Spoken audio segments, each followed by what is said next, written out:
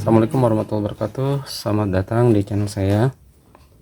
Kita akan membuat sebuah lampu UV, yang mana lampu UV itu gunanya macam-macam, diantaranya untuk mengeringkan lem UV. Lem UV ini biasa dipakai di motherboard untuk teknisi HP, laptop. Ini suka dipakai ya untuk ngelapisin motherboard ataupun mencegah komponen menyatu dengan komponen lainnya. Dan ini dikeringkannya nggak bisa dengan angin, tapi harus dengan sinar ultraviolet. Jadi kita butuh lem UV. Yang kedua, untuk cat kuku yang dikeringkan dengan lem UV ya. Dan yang ketiganya untuk ibu-ibu yang suka hidroponik tuh ya, itu yang suka naro tumbuhan di dalam rumah gitu, atau yang tidak terkena sinar matahari yang membutuhkan ultraviolet, bisa digantikan dengan lampu UV nantinya. Kemudian juga yang keempatnya adalah kita bisa pakai lampu UV untuk mendeteksi uang palsu. Nanti kalau uang itu nggak ada logo BI nya, berarti uangnya palsu, seperti itu ya. Yuk, gimana cara membuatnya? Kita langsung eksekusi. Yang pertama, saya sudah siapkan sebuah PCB bekas dari lampu-lampu seperti ini ya, lampu-lampu yang sudah mati. Ini saya copot-copotin, saya kosongin, dibersihin sampai benar-benar bersih. Nah, setelah menjadi begini, kemudian saya siapkan dioda bridge.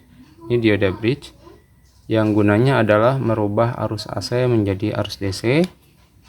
Dan nanti saya siapkan juga lampu UV nya, lampu LED UV 3,5, 3,4 sampai 3,6 volt ini ya. Kita harus tahu hambatannya. Cuman karena ini kita tutorial untuk pemasangan, bukan pembuatan skema, jadi saya tidak akan memberitahukan lebih lama gitu ya. Yang jelas ini saya membutuhkan lampu UV yang 3,6 volt maksimal atau 34 sampai 3,6. Saya butuhnya 10. Kemudian setelah itu kita butuh kapasitor Milar. Kapasitor Milar bisa kita gunakan 165J atau 155J. Apa sih 165J? 5 di sini adalah nolnya ada 5. Jadi 16000000 gitu ya. 16000000. Berarti artinya ada 1.600.000 picofarad. Kalau kita dijadikan nano berarti 1600 nanofarad ya, atau 1,6 mikrofarad gitu ya. Ya, kalau misalkan saya salah mohon dikoreksi ya. J di sini berarti toleransinya 5%, dan ini bisa menampung sampai tegangan 400 volt ya. 400 volt ya. 165J 400 V ya, 400 volt. Bisa juga diganti dengan 155J ya, karena sebenarnya yang kita butuhkan nggak nyampe segini sih ya sebenarnya. Nanti ini kita akan kopling dengan sebuah resistor. Resistor yang kita butuhkan untuk mengkopling dengan kapasitor adalah 474. Sebenarnya sih nggak harus 474 ya, tapi saya nggak akan kasih tahu dulu kenapanya. Yang jelas biasanya kalau kita dapat sebuah PCB bekas, ini resistor 474 itu sudah terpasang, jadi nggak usah kita buang, kita pakai lagi ya. 474 itu dalam artian 470,000 berarti 470 kilo ohm ya. Ini nanti kita kopling seperti ini. Jadi ini nanti masuk ke AC, yang ini masuk ke dioda bridge, masuk ke dioda bridge ya gitu ya. Ini nanti sebelah sini masuk ke AC, yang bersini nanti masuk ke dioda bridge, masuk ke dioda bridge. Itu nanti kita akan pasang seperti ini nih. Nah, ini kita pasang sini. Itu kita nanti yang ini kita pasang begini. Nah, gitu ya. Kemudian dioda bridge-nya kita akan pasang seperti ini. Nah, gitu ya. Jadi dari ini Untuk AC nanti, untuk AC-nya di sini, yang ini AC ini langsung ke dioda bridge, sedangkan yang AC yang ini dia nggak langsung dioda bridge. Yang ini nanti untuk 220 voltnya ini akan kita jadikan 0 voltnya ya. Akan jadikan 0 voltnya. Ini masuk dulu ke sini. Sebagian masuk sini, sebagian masuk sini, ini paralel. Kemudian ini ujungnya masuk ke sini, ini ujungnya masuk ke sini. Jadi kita turunkan dulu, kita jadikan sebuah negatif untuk AC-nya ke sini ya. Tapi tetap harusnya tetap bolak-balik, tapi hanya saja diturunkan ya. Biasanya kalau kopling gini untuk menurunkan ampere, kalau tetapi dia juga bisa untuk menurunkan voltase ya. Kemudian nanti yang setelah dioda bridge ini kita langsung akan pasangkan dengan resistor lagi, dengan resistor yang 30K ya. Ini 30K kita pasangkan nanti di area sini ya. Jadi nanti dari dioda bridge positifnya masuk dulu ke resistor ya. Terus kemudian nanti kita masukkan juga sebuah dioda Zener. Mana ya dioda saya ya, saya cari dulu diodanya. Kemarin ada yang sisa, sekarang nyari-nyari nggak ada nih. Nah ini deh ya, ini kita ambil satu. Kita butuh dioda Zener yang 36 volt. Nanti kita taruh di sini. Ini sebenarnya ada perhitungan ya, kenapa 36, kenapa yang lainnya gitu ya. Cuman saya nggak di video ini tidak membahas tentang perhitungannya. Nah, kita akan bikin gini, seperti ini. Jadi dari dioda bridge yang negatifnya kita salurkan ke anoda daripada dioda Zener ya. Kemudian yang kaki resistor ini akan kita hubungkan ke anodanya dioda Zener seperti ini. Kemudian nanti si lampu ini akan kita susun secara seri ya, kan muter nanti muter tek tek tek tek tek muter secara seri. Nah yang positifnya, yang positif ini ditandai dengan kaki yang dalemannya itu lebih kecil, kakinya itu lebih kecil. Kalau yang ini di dalemannya itu lebih besar ya, tuh lebih besar ya, ini lebih kecil. Kalau lihat kaki ujungnya yang panjang, lebih panjang ini positif, yang lebih pendek itu negatif. Tapi kalau ini misalkan udah dipotong kan nggak kelihatan mana panjang mana pendek, kita ngelihatnya dari sini. Kalau yang kecil ini positif, yang panjangnya ini negatif. Dia kalau misalkan nanti kelebihan tegangan, di sini ini ada suatu kerapatan yang tidak boleh renggang. Ketika kita kelebihan tegangan, maka plastik ataupun plastik LED ini dia akan meleleh sehingga menimbulkan percikan antara negatif dan positif. Nanti lama-lama bisa short. Ya, kalau sudah short berarti ini sudah tidak berlaku lagi. Tidak akan nyala, tetapi tetap menghubungkan tetap menghubungkan arus ya. Dan ini berbahaya kepada dioda Zenernya. Dan karena apa? Nanti akan terlalu kelebihan. Juga berbahaya bagi resistornya gitu ya. Tetapi karena ini sudah memakai perhitungan, insya Allah walau kalau cuman satu yang mati gitu ya, satu misalkan mati ini sudah short, insya Allah dioda Zener dan resistor tetap aman selama kita pakai yang ininya ada 10, kemudian ini di 36, ini di 30 kilo ya. Oke, sekarang kita akan coba rakit. Rakitan pertama saya akan mengetes dulu resistor dari 474 ini apakah masih berfungsi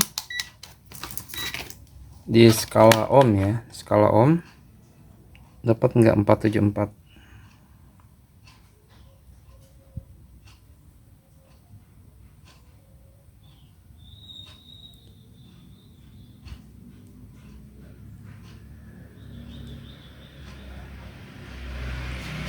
Dapat 0,0 4 mega ohm ya. Oke, berarti ini masih normal ya, bukan mili ohm tadi, ini mega ohm ya. M nya gede, kalau mili itu M nya kecil. Ini maaf ya, tadi nggak kelihatan ya, ini mega ohm. Ini dapat ya 0,47, bener ya, pas ya segitu ya. Oke, sekarang kita solder. Saya nggak pakai timah cair, saya pakai timah biasa aja, timah gulung biasa. Kenapa pakai timah gulung? Karena pertama satu hemat, pakai timah cair juga sebenarnya hemat sih, karena timah saya yang gulung ini nggak habis-habis, jadi saya pakai timah gulung aja. Nah, kita simpan di sini. Ini di yang tangan kiri megang pinset, ditekan ke bawah. Yang solder kita udah kasih timahnya sedikit, terus kita taruh di sini. Tuh, bismillah. Terus ketika ini sudah selesai sesi satunya, kita balik ya. Ini saya nggak ngajarin yang udah profesional ya, saya ngajarinnya yang pemula ya. Yang profesional nggak usah dikasih tahu, mereka punya cara sendiri-sendiri ya. Nah, seperti itu. Jadi ini sudah rapat. Kalau kita tahu rapatnya bagaimana, kita harus tes lagi ya. Tes lagi. Jangan bosan untuk ngetes, karena kalau nggak dari awal dites, ketika kita langsung pakai arus AC bisa terbakar. Kita tes lagi. Nah, udah pas ya, sudah pas. Sekarang yang akan kita masukkan bukan ini nanti terakhir, karena kalau ini dimasukkan kita akan masukkannya dari bawah. Kalau dimasukkan nanti ngeganjel, dan kita perlu yang lainnya dulu. Jadi ini nanti terakhir aja supaya nggak ngeganjel. Sekarang kita masukkan dulu ini apa namanya, di dioda bridge-nya ya. Dioda bridge-nya kita tes dulu ya, pakai skala dioda. Di skala dioda, nah, seperti ini. Yang ada coaknya ini DC, yang enggak ada coaknya berarti AC. Dari AC harus mengalir ke DC. DC-nya dari AC harus mengalir ke DC, tapi di bagian positif. Dia nggak boleh ngalir ke negatif. Jadi kita taruh sini. Nah, gini ya.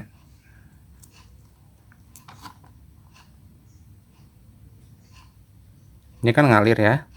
Yang ini ngalir juga. Nah, ke negatif nggak boleh ngalir. OL.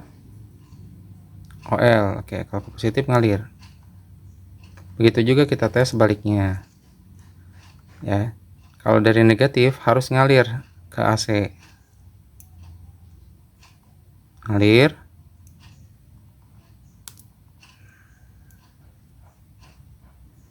Ngalir. Dari positif nggak boleh ngalir ke AC. Ini ada bocor dikit ya. Oh, masih ngalir nih. Ini seharusnya dari positif nggak boleh ngalir ya. OL harusnya.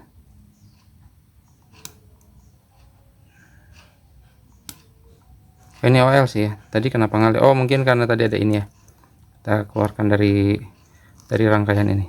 Di sini sekarang. Ya, kita sini ya.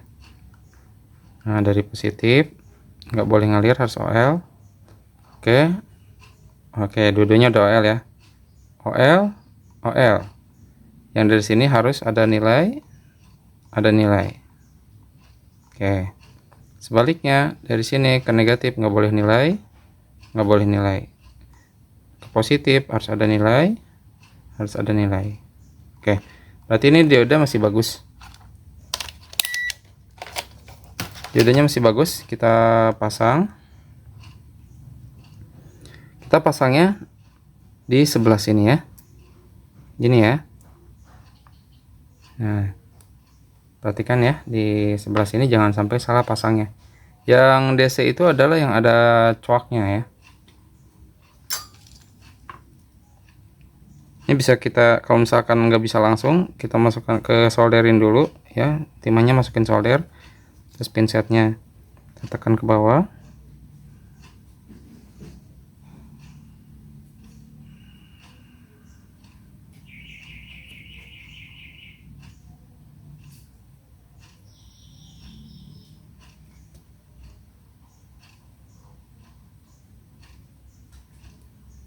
ini ya. Ya, ini dan ini. Sekarang kita tes.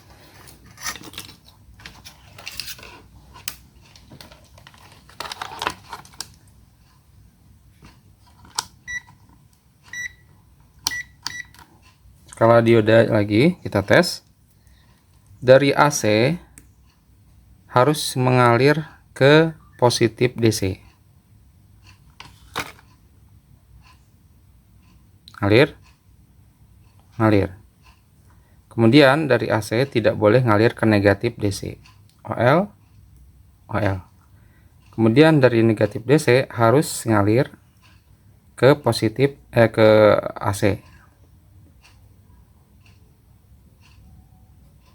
Ngalir. Dari positif tidak boleh mengalir ke AC. OL ya. Udah bagus. Sekarang kita jalurnya kita tracking juga ada masalah atau tidak. Ini AC ya.